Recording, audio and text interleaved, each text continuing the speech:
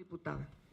Muchas gracias, querida Angélica. También agradecer tu participación, tu moderación en este conversatorio. Por supuesto, dar la bienvenida a todas y todos.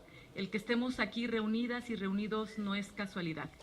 Aquí están con nosotros y terminaremos de escuchar a diputadas que forman parte de la Comisión de los Derechos de la Niñez, a la diputada Marcela Torres, la diputada Laura Barrera, que la acabamos de escuchar, a la diputada Selenia Contreras, y quiero también agradecer la presencia de nuestro senador Omar Obed, y también dar la bienvenida, como ya se la dieron, pero resaltar la presencia de la diputada Susana Cano, que también forma parte de la Comisión de los Derechos de la Niñez, el diputado Raimundo García, y también a las organizaciones de la sociedad civil que se encuentran aquí presentes y que sin lugar a dudas, sin el acompañamiento de las organizaciones de la sociedad civil, quienes tienen mucho tiempo y que dedican horas, esfuerzo, su vida entera a estar investigando, estar dándole seguimientos a los distintos temas que tienen que ver con la garantía de los derechos de las niñas y niños. Y por eso agradecemos mucho su presencia. De igual forma a la diputada Leticia Díaz, diputada de Tlaxcala, que hoy nos está acompañando, y quiero también agradecer la presencia de mi compañera de la Dirección Nacional del PRD, Estefanía Santiago. Aquí hay una pluralidad que sin lugar a dudas es muy importante, porque los que estamos y las que estamos aquí estamos convencidas que la garantía de los derechos de las niñas y niños necesita de todas y de todos, más allá de los colores partidarios. Por eso mi reconocimiento a quienes me acompañan ahora desde este lado y a todos ustedes por su presencia. Y miren ustedes, ya escuchábamos el decálogo que nos presenta María Rita Percy, presidenta de la Fundación Fábrica de la Paz. Y miren ustedes lo que nos ha comentado. Ella viene de Italia, ha formado parte del Comité de los Derechos del Niño, y es una circunstancia que finalmente ocurre en todas partes del mundo. Es decir, la invisibilidad por una parte que se tiene a las niñas y por otra parte también la falta de garantía de sus derechos. De acuerdo con Amnistía Internacional, la violencia contra las niñas y mujeres es la violación de los derechos humanos más extendida en nuestros días. El tiempo pasa y sin embargo esta realidad sigue estando dolorosamente vigente. Basta abrir las páginas de un periódico cualquiera o mirar a nuestro alrededor para darnos cuenta del terrible riesgo que viven cotidianamente las niñas y las mujeres. Sabemos que la violencia no es exclusiva de nuestro país. En prácticamente todo el mundo, las niñas como los niños están atados a restricciones de género desde muy temprana edad, lo cual puede tener graves consecuencias en su vida, siendo peores en las niñas. Los estereotipos femeninos basados en protegerlas las hacen más vulnerables, enfatizando el afán de vigilarlas y sancionándolas físicamente cuando rompen las normas, lo que las lleva a padecer más abandono escolar, embarazos tempranos, infectarse por VIH-Sida u otras enfermedades de transmisión sexual, decía ya Carolina García, en las consecuencias negativas de los estereotipos de género. Estos estereotipos son considerados como las creencias y atributos sobre cómo debe de comportarse cada género. Asimismo, con frecuencia se consideran simplificaciones que reflejan prejuicios, clichés e ideas preconcebidas de uno u otro género. Superar estas limitaciones sociales se logrará haciendo efectivo el derecho a la cultura y aquí también ya se decía a la educación, ya que ésta puede desempeñar un papel importante para poner fin a la violencia contra las mujeres y niñas. La educación promueve el respeto mutuo y la igualdad de género. La educación de las niñas supone transformar sus vidas e impulsar el desarrollo de las sociedades en que viven, permitiéndoles salir de la pobreza, reducir la mortalidad infantil y favorecer el crecimiento económico, tanto en lo individual como en lo colectivo. Por ello es fundamental el evitar la deserción de las niñas a los cursos escolares. Ausentarse de las aulas trae otro tipo de problemas asociados. Las niñas históricamente tienen menores posibilidades de mejorar su calidad de vida, mayor dificultad para encontrar, sin educación, pues un trabajo digno. Por ello se incorporan tempranamente empleos de baja calidad y corren el gran riesgo de ser cooptadas para trabajar con diversos grupos delictivos. 1 de cada 3 niñas en el mundo no tienen acceso a la educación por temas de discriminación, pobreza o conflicto. Cada día miles de niñas han de abandonar el colegio, muchas de ellas para ser casadas sin su consentimiento y tener hijos. Esto es al final de cualquier posibilidad de independencia en el futuro. Tenemos a niñas cuidando niñas.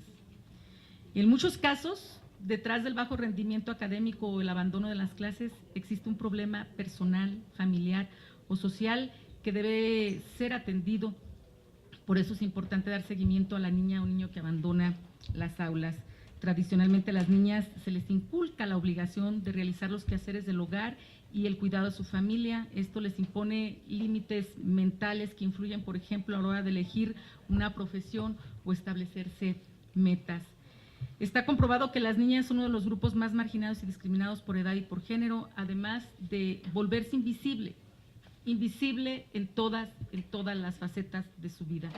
Garantizar que las niñas se sientan respetadas y valoradas en la sociedad es el primer paso para echar abajo las barreras discriminatorias que cotidianamente enfrentan las niñas y las adolescentes.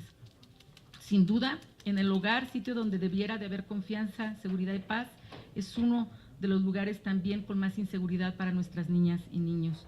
Las niñas y mujeres sufren en mayor medida la violencia sexual.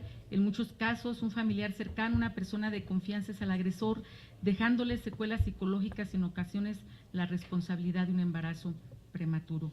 La violencia y el maltrato contra la niñez es un problema mundial con graves consecuencias que pueden durar toda la vida. La desatención, explotación comercial, el abuso sexual, el maltrato físico, psicológico y negligencia a quienes tienen menores de 18 años son considerados, sabemos, como violencia infantil.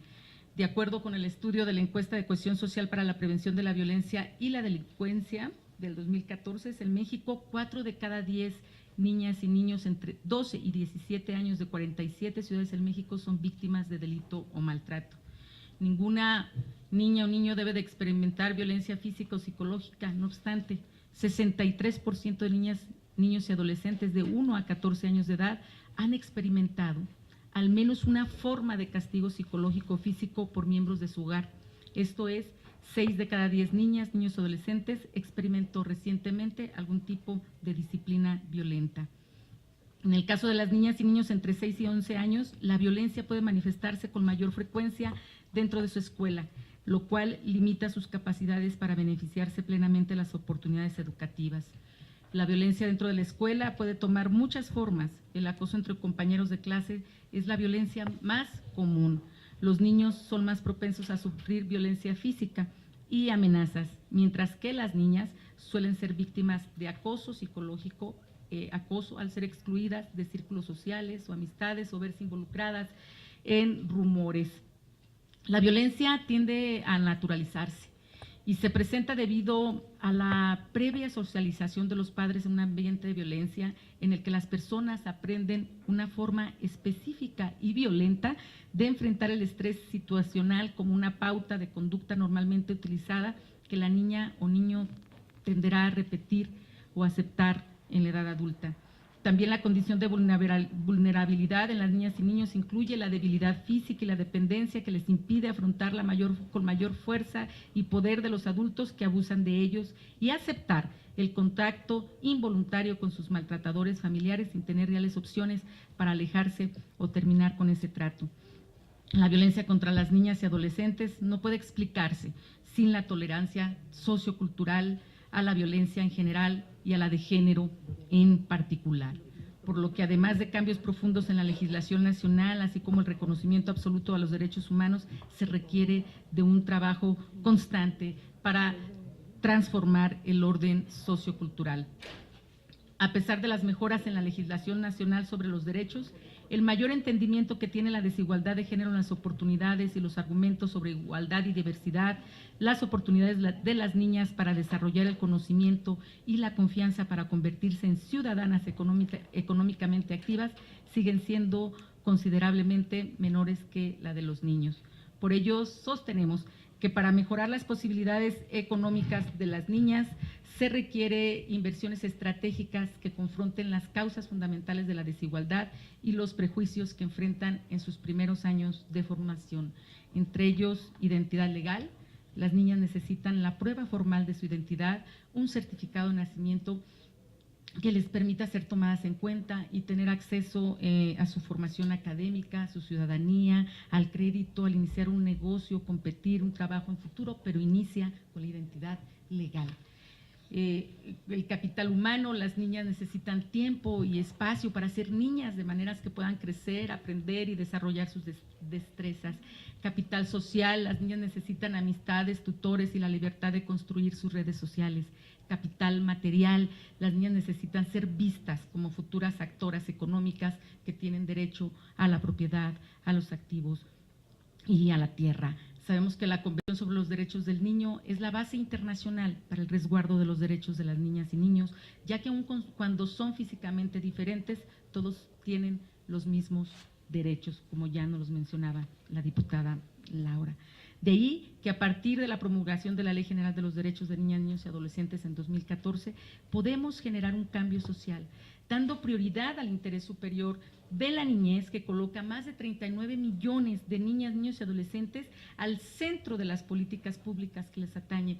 De ahí, por supuesto, que coincido con todas las propuestas y con todos los argumentos que nos decía ya la diputada Laura Barrera de la importancia que debe de tener en este gobierno y también en todas las instituciones que tienen que ver para garantizar los derechos de las niñas, niños y adolescentes y de manera muy particular visibilizar en las políticas públicas a las condiciones en las que particularmente están viviendo las niñas. Bueno, con ello las niñas y niños hoy son titulares de derechos plenos, protagonistas de su propio presente. No solo el Sistema Nacional de Protección, decían ya, de niñas, niños y adolescentes, el CIPINA, tiene el mandato de garantizar los derechos de ellas y de ellos, decía, todas las instituciones y cada una de las familias y personas de México. Su objetivo, el de coadyuvar en el cambio de rumbo de vida de las niñas, eliminar el trato diferenciado de las que son objetos, ya que tienen derecho a disfrutar plenamente y en condiciones de igualdad todos sus derechos humanos y a vivir libres de toda forma de discriminación. Esto es fundamental para el logro de sus derechos, para la paz y la seguridad y el desarrollo sostenible. Es por eso que celebramos que el día de hoy aquí se nos presente el Decálogo de los Derechos Inalienables de las niñas. Nos decían un documento que nos proporcionaban primera etapa.